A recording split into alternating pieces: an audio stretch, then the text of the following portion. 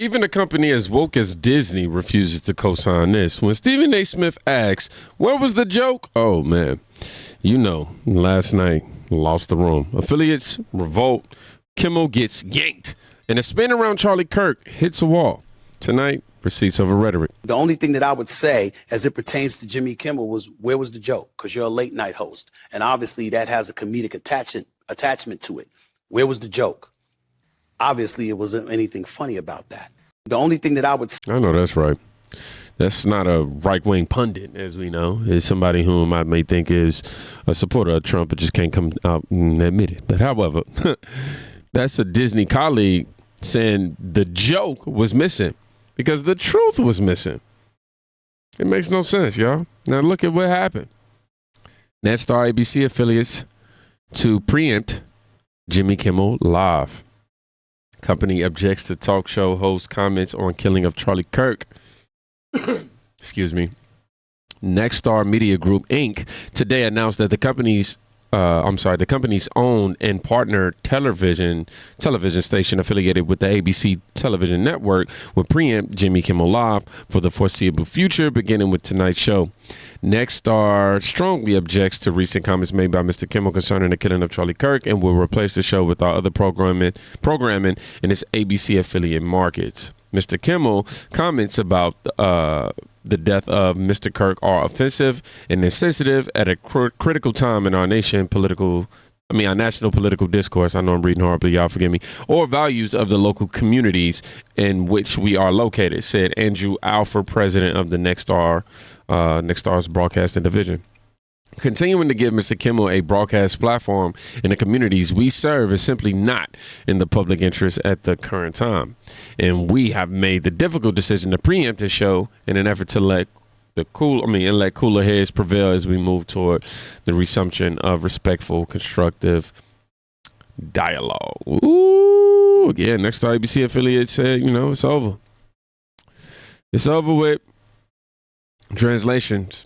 Communities first, brand safety first, especially after a political assassination. As far as Disney and anybody affiliated with them, I ain't doing this just because it's out of the kindness of your heart. So what is the motive, I guess? Let's go ahead and check out what happened. We had some new lows over the weekend with the MAGA gang desperately trying to characterize this kid who murdered Charlie Kirk as anything other than one of them and doing everything they can to score political points from it. In between the finger pointing, there was grieving. On Friday, the White House flew the flags at half-staff, which got some criticism. But on a human level, you can see how hard the president is taking this. My condolences on the loss of your friend Charlie Kirk. May I ask, sir, personally, how are you holding up over the last day and a half, sir? I think very good. And by the way, right there, you see all the trucks? They've just started construction of the new ballroom for the White House, which is something they've been trying to get, as you know, for about 150 years. And it's going to be a beauty. Yes. Okay. He's at the fourth stage of grief, construction. Demolition, construction. This is not how an adult grieves the murder of someone he called a friend. This is how a 4-year-old mourns a goldfish, okay? Now, Kimmel told millions the assassin was MAGA. That's not satire. That's assigning motive to a dead man's name. That's pouring gasoline on the fire of division.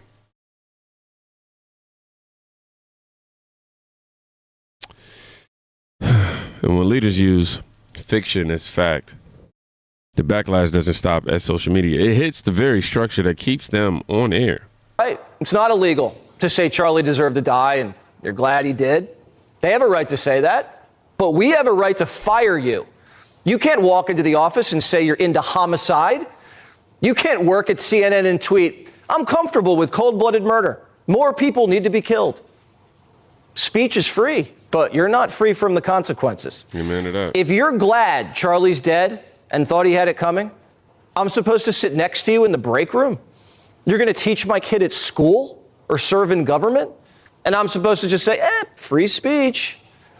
You're advertising that you're a maniac and that you have no decency, compassion, or humanity, that you're indifferent to death. And not just indifferent, you're sickly gleeful. That makes you a threat. That makes you dangerous. It makes you a beast. And what do we do with beasts? We leave them out in the wild.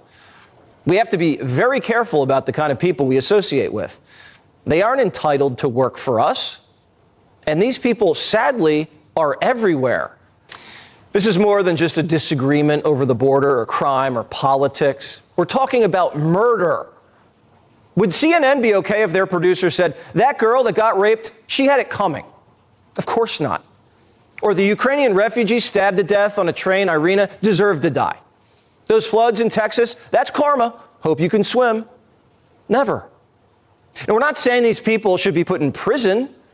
We're saying they're not walking into my office. I'm not letting them hang around my family. I don't want to be anywhere near them. Amen to that. Jesse Water nails it.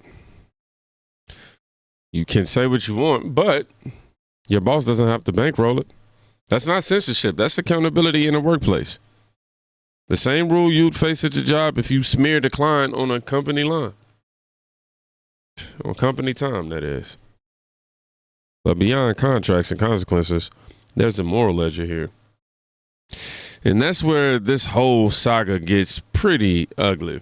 I'll be damned if I see another person that got fired from their job for celebrating Charlie Kirk's death come and bitch about the fact that they lost their job, as if Charlie Kirk didn't lose his life for his opinion. Are we for real? Losing your job is nothing compared to what Charlie lost. Lose your pig meat. What I really want you to see is the fact that you don't think you should lose your job over the opinions that you have. Spit it out! Yet you think it's okay for Charlie to die over the opinions he had. What? You people are living contradictions. You can always get a better job. You can always fix yourself, heal yourself, change your opinion, do whatever because you're alive. You are spitting. There's no more mistakes Charlie Kirk can make. He can't change his mind on any opinions that you might have thought he was wrong about because his life was ended. All of y'all were saying, oh my God, it's karma, that's why he got shot. You don't think you accumulated any bad karma after you celebrated someone dying? Y'all are tweaking. Hopefully the love of Jesus Christ heals that heart of yours. I know that's right. I mean, look at the double standard. Some people cheered Charlie Kirk's death online, laughed, memed it. Now those same voices cry unfair when Kimmel, the show gets pulled off, you know.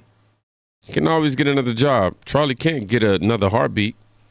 That's the morale, the whole morale center of this story. And once you see that clearly, the civics lesson becomes unavoidable. Free speech has limits, not by law, but by responsibility. Congressman, I see you are wearing a hat. What does that hat say? You're damn right I am, John. I was a guest on the Jimmy Kimmel show. He, every night, has a right to come into any house that wants to watch and entertain Americans, just as Greg Gutfeld on Fox has a right to be not funny and go on his network and entertain Americans. It's a part of who we are. Stop. Neither one of those individuals have the right to work for a network that broadcasts to millions of people each night. No, they don't have a right. A thing about being on ABC is a constitutional right. Networks and affiliates are private entities who choose who they air based on business decisions, contracts, ratings, etc. So these organizations have a right to fire him or suspend him. It's kind of wild a sitting member of Congress doesn't seem to understand this. This is goofy behavior, but he wasn't done. Let's let him continue. Frankly, it should shake every American that the President of the United States is out there firing comedians who make fun of him. That is not who we are. What? And every American should care. Donald Trump, 1, doesn't have the power to fire Jimmy Kimmel. 2, Donald Trump did not fire Jimmy Kimmel. Jimmy Kimmel's mouth is what got him fired, insinuating lies about a political assassin that was on the left. On top of that, his ratings were continuously declining. Pay attention, because that's one of the Democrats' main plays. Put everything back on Trump. Jimmy Kimmel insinuates a disgusting lie about a political assassination in front of millions of people, and it draws public outrage. And the lie he was insinuating, again, was completely disgusting, and it was about a political assassination. So it drew public outrage, and companies decided, yeah, that was a mistake. We can't have that on our network. We don't want that on our network. That's done. But the Democrats are going to say Donald Trump. The play is bring everything back to Donald Trump. No matter what it is, attack the orange man. So to keep it simple, no. Donald Trump did not fire Jimmy Kimmel. Jimmy Kimmel's mouth got him fired. It's that simple. Wow. As Jeffrey Mann points out, Kimmel didn't have his rights violated. Broadcast is a privilege run by private companies. They answer the contracts, ratings, advertisers, investors, and viewers, not political parties. But I did see this comment under here that was pretty interesting. Sorry, you are only telling half of the story. The FCC chair did get involved, government, that is, what impact he had in his threats, as opposed to it being just the private entities, we will never know. But you can't ignore the FCC had involvement. But I think Kimmel needed to go.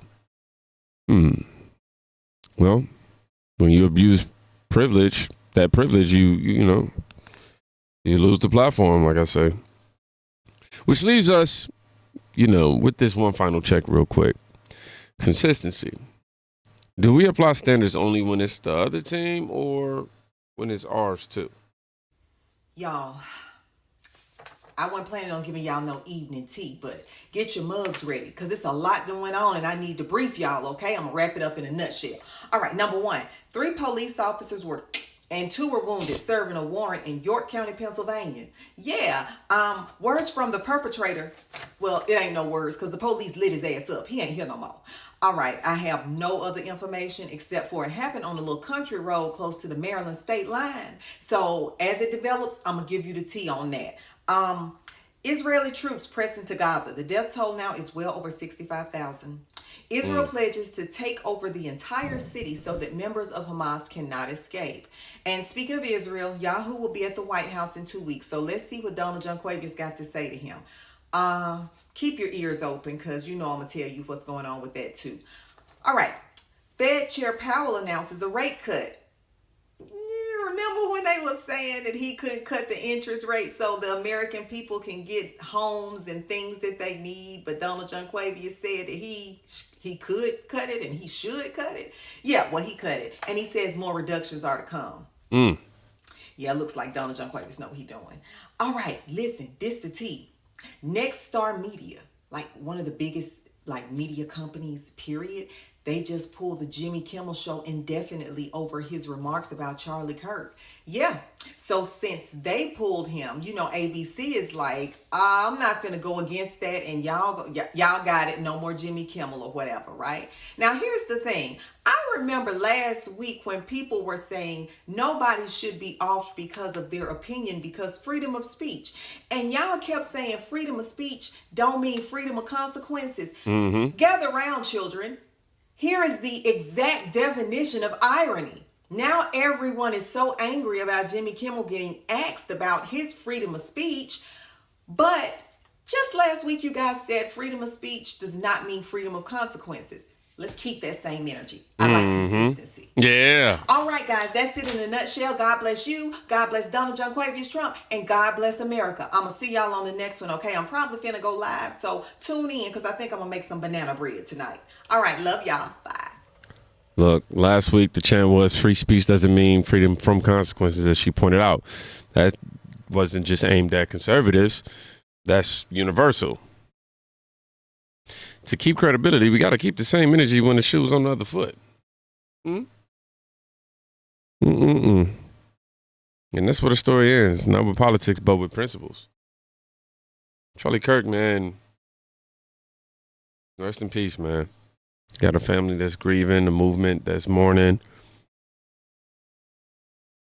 The least our media could do is meet the pain with honesty and not improv comedy at the expense of truth. If we don't demand receipts, we enable rhetoric to rot the foundation of trust. This isn't about left or right. I tell y'all, it's about whether Americans still value standards strong enough to outlast politics. If you made it to the end of this video, comment receipts over rhetoric. Yeah, receipts over rhetoric. And share this video if you believe facts come before punchlines.